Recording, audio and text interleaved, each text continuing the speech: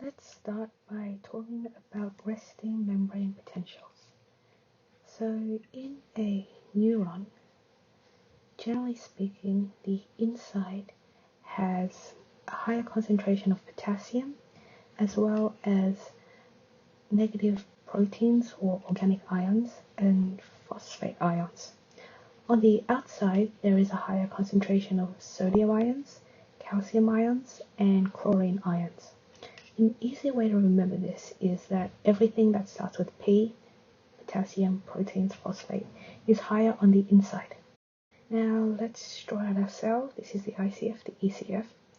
There's a higher concentration of potassium on the inside and a higher concentration of sodium on the outside.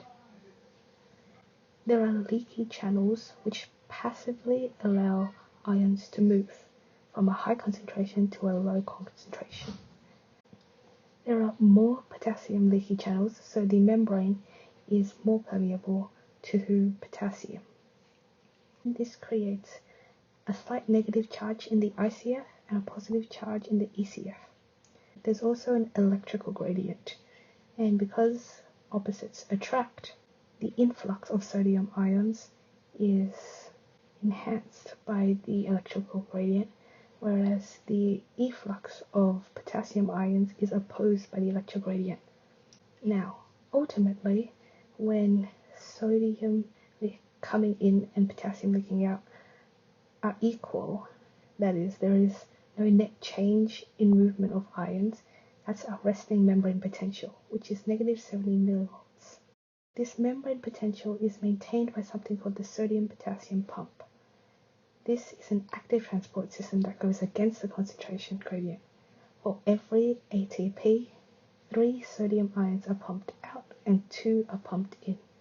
This is important for maintaining the concentration gradient and therefore the resting membrane potential. Next, let's talk about action potentials. Now, action potentials are excitatory. They occur at the axon and they follow the idea of all or none.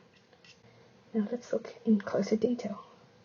So, the point at which the cell started becoming more positive is called the stimulus.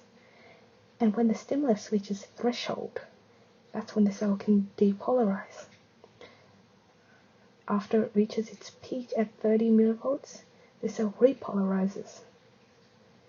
It overshoots, however, and becomes hyperpolarized before it reestablishes its resting state.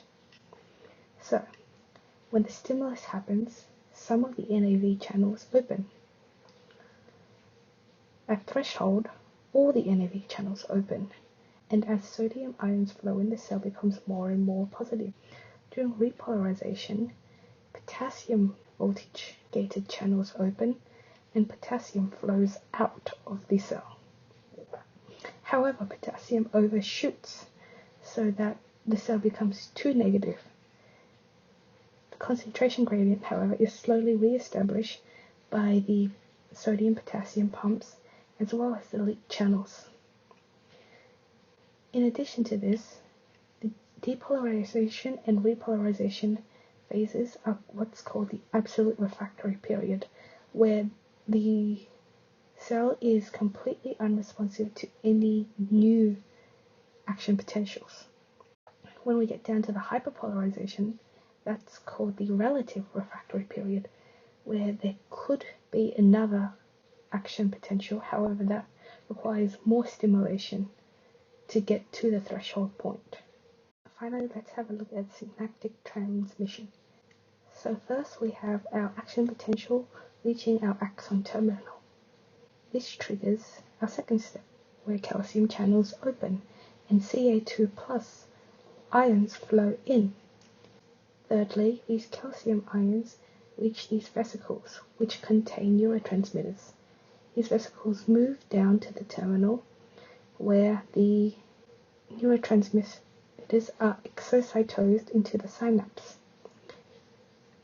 The neurotransmitters pass through the synapse and bind to our postsynaptic receptors, causing either inhibitory or excitatory graded potentials.